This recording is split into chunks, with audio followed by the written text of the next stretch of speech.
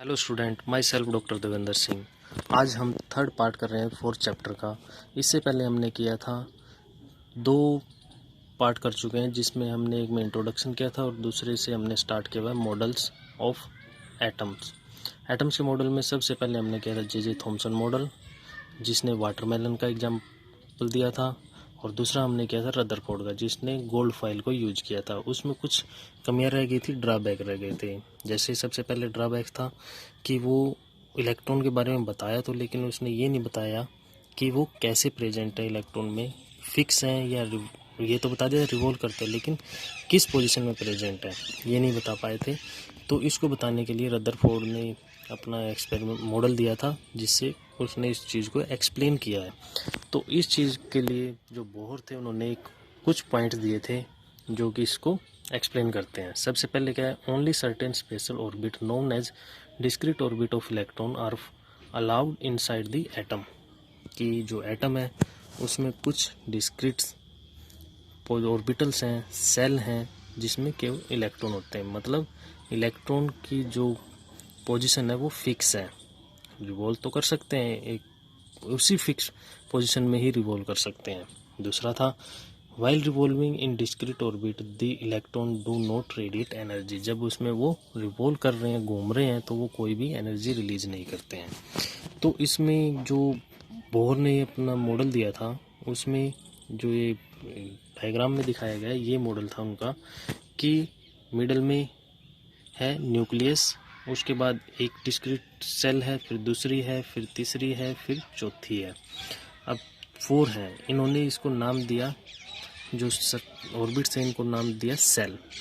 Cell को जब वो न्यूक्लियस से स्टार्ट हुई, वहाँ से नाम देना स्टार्ट किया KLMN, और नंबर के हिसाब से देखें तो इसको 1 2 3 4 दिया।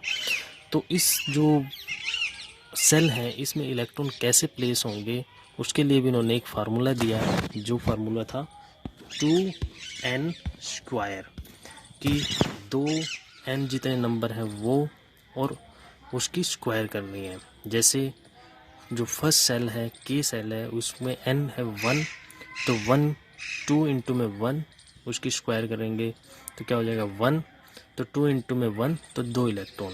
अगर हम सेकंड सेल की बात करें, 2 इंटू में सेकंड सेल होगी 2 की स्क्वायर, तो इसमें क्या आ जाएगा 2 इंटू में 2 का स्क्वायर हो जाएगा 4, टोटल 8। ऐसे ही थर्ड सेल की बात करें, 2 इंटू में 3 का स्क्वायर तो क्या हो जाएगा 18। ऐसे ही फोर्थ सेल की बात करें, 2 इंटू में 4 का स्क्वायर तो टोटल हो जाएगा 32। इसका मतलब क्या हुआ कि जो इलेक्ट्रॉन है वो प्रेजेंटेड 2 8 18 और 34। ठीक है, ये इलेक्ट्रॉन के राउंड में इलेक्ट्रॉन प्रेजेंस की कंडीशन है। अब इसमें कुछ क्वेश्चंस हैं। सबसे पहले, on the basis of Thomson model of an atom explain how the atom is neutral as a whole. अगर इलेक्ट्रॉन है, उसमें बताया था, उसमें एटम जे थॉमसन ने कि कोई एक एटम है, अगर उसमें जितने भी इलेक्ट्रॉन होंगे उतने ही उसमें प्रोटॉन होंगे, तो उस पर कोई चार्ज नहीं होगा, क्योंकि इलेक्ट्रॉन पे नेगेटिव चार्ज है, प्रोटॉन पे पॉजिटिव चार्ज है, दोनों कैंसिल आउट हो जाएंगे, तो कोई चार्ज नहीं होगा। सेकंड क्वेश्चन है, on the basis of Rutherford's model of an atom which subatomic particle is present in the nucleus of an atom. तो उसने जो पार्टिकल यूज किया था वो अल्फा पार्टिकल था। अल्फा पार्टिकल पॉजिटिव चार्ज रखता है, और जो न्यूक्लियस था उसमें भी उसने देखा कि पॉजिटिव चार्ज ही प्रेजेंट है। तो पॉजिटिव चार्ज हमने पहले बात की, जे थॉमसन में भी बात की थी हमने मॉडल में, कि जो पॉजिटिव चार्ज है वो प्रोटॉन है। तो इसका मतलब क्या हुआ कि न्यूक्लियस में प्रोटॉन था। Third question, draw sketch of Bohr model of an atom with 3 cell.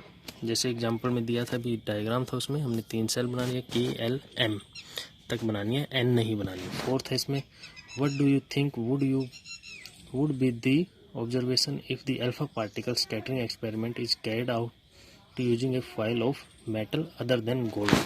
अगर हम गोल्ड से कोई अलग मेटल लेते हैं, उसमें थोड़ा सा डिफरेंस हो जाता है, क्योंकि जो गोल्ड है उसकी मेलिएबिलिटी पावर सबसे ज़्यादा होती है, होल मेटल से ज़्यादा है। और हमने इसमें करना था कि बिल्कुल थिन प्लेट लेनी थी हमने, कि बहुत थिन। अगर थिन प्लेट नहीं होती तो जो एक्सपेरिमेंट था वो अच्छी तरह से काम नहीं कर पाता। इसके बाद हमारा नेक्स्ट पॉइंट है न्यूट्रॉन। जो 1932 में जे चैडविक ने डिस्कवर अनदर सब पार्टिकल, एक और सब पार्टिकल डिस्कवर हुआ जिस पे कोई चार्ज नहीं था, और वो चार्ज क्या था कि न्यूक्लियस के अंदर प्रेजेंट था, और जो इसका मास था वो प्रोटॉन के बराबर ही था, लगभग बराबर था, बिल्कुल बराबर नहीं था, लगभग बराबर था। Neutron are present in the nucleus of all atom except hydrogen.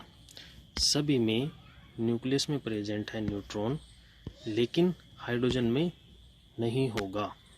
और इसमें जैसे हमने इलेक्ट्रॉन को ई नेगेटिव से प्रेजेंट किया था, प्रोटॉन को पी पॉजिटिव से किया था, न्यूट्रॉन को हम एन से प्रेजेंट करते हैं।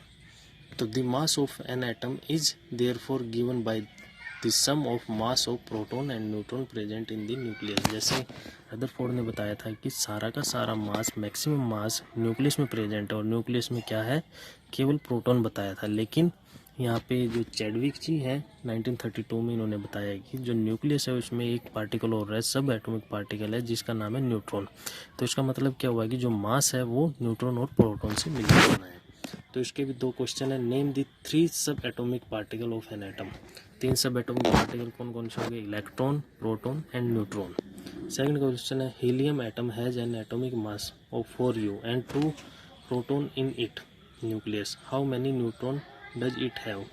तो इसमें क्या होगा, 4u एटॉमिक मास है, 4 हो गया तो 2 प्रोटॉन है, तो बाकी कितना बच गया, 4 - 2, तो 2 प्रोटॉन प्रेजेंट है उसके अंदर। ठीक है, इसके अलावा उसमें कुछ नहीं प्रेजेंट होगा।